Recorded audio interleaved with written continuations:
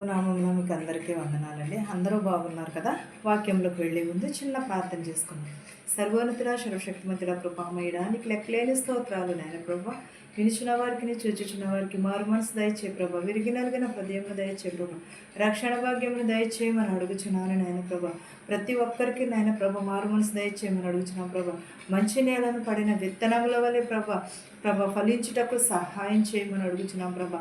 వాక్యంలో ప్రభు మేము నిలకడ కలిగి ఉండేటకు సహాయం చేయ ప్రభు. మారు మనసు దయచే ప్రభు. రక్షణ భాగ్యమును దయచే ప్రభు. ప్రతి ఒక్కరు హృదయమును తట్టమని అడుగుచున్నాను నాయన ప్రభు. ఫలించే తీగవలే ఉండేటకు సహాయం చేయమని నా ప్రార్థనను నీ పాసని చేర్చుకోమని యేసునామంలో ప్రతిమని వేడుకునిచున్నాను తండ్రి, ఆమేన్. యాకోబు వ్రాసిన పత్రిక 1వ అధ్యాయము 2వ వచనము ఒకసారి చదువుకున్నామండి. నా సహోదరులారా, మీ విశ్వాసమునకు కలుగు పరీక్ష ఓర్పును పుట్టించునని ఎరిగి మీరు నానా విధములైన శోధనలో పడినప్పుడు అది మహాదానందమని ఎంచుకునుడి.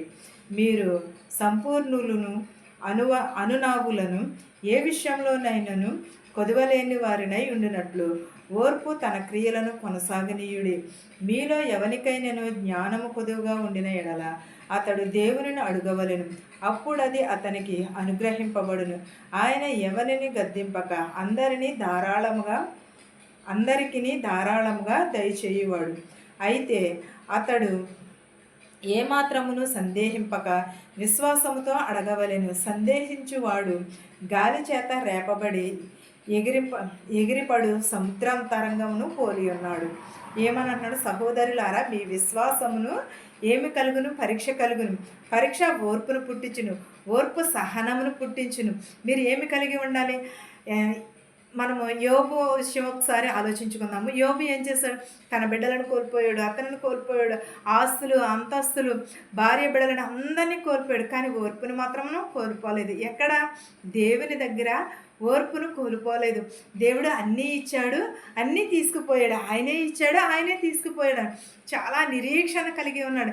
చాలా పట్టుదలతో దేవుని ఒక్క మాట అయినా సరే తోలలేదు దేవుడిని. దేవుడు ఇచ్చినవి దేవుడే తీసుకుపోయాడు అని అన్నాడు. కానీ యేసు ప్రభు గారిని ఒక్క మాట అయినను అన్నాడు. విశ్వాసముతో, ఆయన ఓర్పుతో చాలా నిరీక్షణ కలిగి ఉన్నాడు. అలాంటి నిరీక్షణ నీవు నేను కలిగి ఉంటున్నామా? చిన్న శోధన వచ్చేసరికి ఏం చేస్తాము? దూషించేస్తాము. చిన్న బాధ వచ్చేసరికి దేవుడా నాకు ఎందుకు ఇన్ని కష్టాలు పెట్టావు, ఇన్ని శోధనలు పెట్టావు. కానీ అది మహాదానందమని మనం ఎరిగి ఉండాలని అంటున్నాడు ఇక్కడ. మీరు నానా విధములైన శోధనలో పడకుండానట్లు అతను మహదానందమని ఎంచుకున్నాడు అన్న. మనకు శోధనలు వస్తాయి, వచ్చినప్పుడు అది దేవుని యందు మహాదానందమని. మనకు జ్ఞానము కొదువుగా ఉన్న ఎడల ఎవరిని అడగమంటున్నాడు? దేవుని అడగమన్నాడు. అది మనకి ధారాళముగా దయచేస్తానంటున్నాడు. విశ్వాసముతో అడగమంటున్నాడు. విశ్వాసం లేని ఎడల దేవుని రాజ్యంలో కూడా ప్రవేశించలేము. తోమాకు విశ్వాసం ఉన్నదంటారా? లేదు కదా. నేను చెయ్యి పెట్టి నీ గాయంలో నేను వేళ్ళు పెట్టి చూస్తేనే కానీ నేను నమ్మనని అడిగాడు. అప్పుడు వేలు పెట్టిన తర్వాత యేసుక్రీస్తే అని నమ్మాను. దేవుడు ముందే చెప్పి ఉన్నాడు కదా, నేను 3వ దినమున లేస్తాను అని. కానీ తోమా అయితే నమ్మలేదు. నమ్మకోకుండా గాయంలో వేలు పెట్టి చూసిన తర్వాత మాత్రమే నమ్మి ఉన్నాడు. అలాంటి అవిశ్వాసమును కలిగి ఉండకూడదు. మనం విశ్వాసమును కలిగి ఉండాలి. మనం విశ్వాసము కలిగి ఉన్న ఎడల దేవుడు మనకి ధారాళంగా జ్ఞానమును దయచేస్తానంటున్నాడు, మనకు ఓర్పును దయచేస్తానంటున్నాడు, మన కుటుంబమును కూడా ఆశీర్వాదం. కానీ మనం ఏం చేస్తున్నామంటే ఓర్పుని కోల్పోతున్నాము. మనం మనుషులం కదా, అందుకని దేవుని రూపంలో మనం పుట్టి ఉన్నాము. దేవుడు మనల్ని ఆయన స్వరూపంలో పుట్టించి ఉన్నాడు.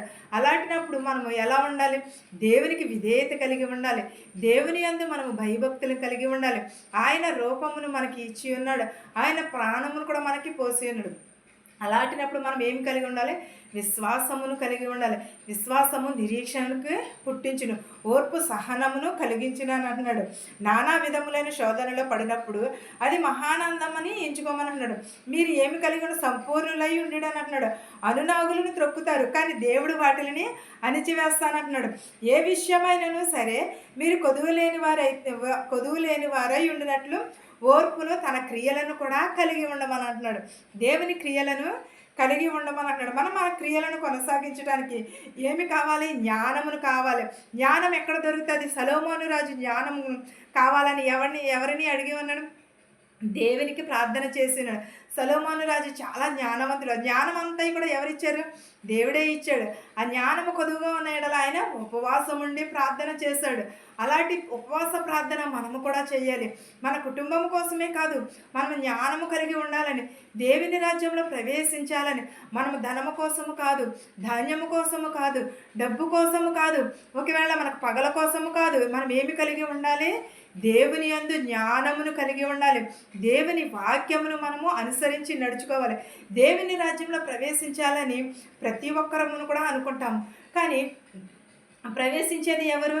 భేద విధవరాలే 2 కాసులు వేసింది. కానీ దేవుడు ఎవరైనాను చూసారా?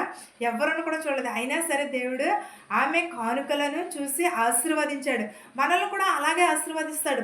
మనము కూడా నిరీక్షణ కలిగి ఉండాలి, ఓర్పుని కలిగి ఉండాలి, సహనమును కలిగి ఉండాలి. మనము మీలో ఎవరికైనా జ్ఞానము కొదువుగా ఉన్నాడలా అది దేవుని అడగవలేను. అప్పుడు అది విశ్వాసముతో అడిగితే అది అందరికీ కూడా ధారాళముగా దయచేస్తానని అంటున్నాడు.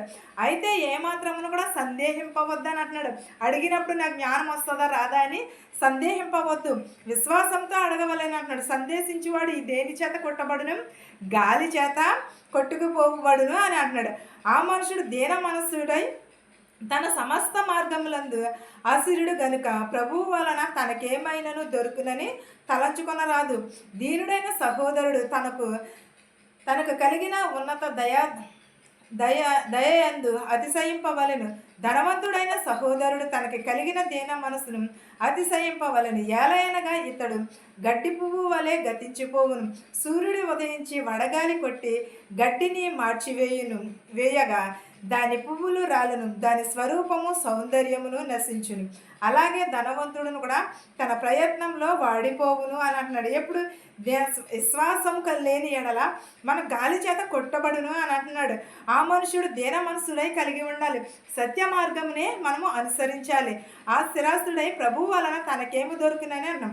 దీన మనసు కలిగి ఉండాలి. ఉన్నత దశయందు మనము ఉండాలన్నాడు. ధనవంతుడై ఉండవలని అంటున్నాడు. తనకి కలిగిన దీన మనసు ఏంది? అతిశయపడవలను. అది గడ్డి పువ్వు వలె గతించినట్టున్నాడు. సూర్యుడు వడగాలి చేత ఎలాగైతే గడ్డి పువ్వు వ్రాలిపోవును అలాగే మన జీవితాలు కూడా వ్రాలిపోను. ఏ సమయం ఉంది ఏది జరిగినా కూడా ఎవరికి కూడా తెలియదు.